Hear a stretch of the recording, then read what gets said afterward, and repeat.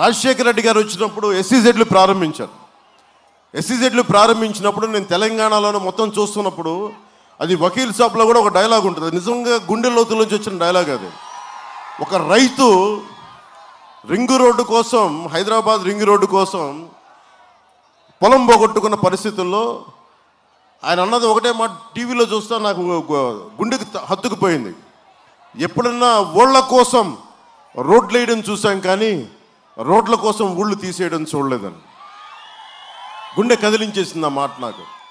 నేను సోషలిస్ట్ కుటుంబాల నుంచి వచ్చిన వాడిని. మా నాన్న ఉమ్మడి కమ్యూనిస్ట్ పార్టీలో మెంబర్, మా నాన్న, మా పెద్దనాన్న.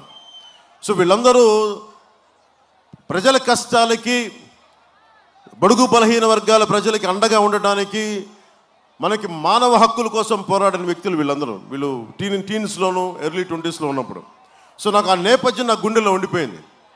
ఎస్సీజెడ్, ముఖ్యంగా కాకినాడ ఎస్సీజెడ్ 10,000 ఎకరాలు మేము పరిశ్రమలు స్థాపిస్తాం, యువతకి ఉద్యోగాలు ఇస్తామని చెప్పి 2009, అది దాదాపు 15 ఏళ్ళు అయిపోయింది. 15 ఏళ్లలో ఒక్క భూమి మొత్తం తీసేసుకున్నారు. భూములు రైతుల్ని రోడ్ల మీద పెట్టేశారు.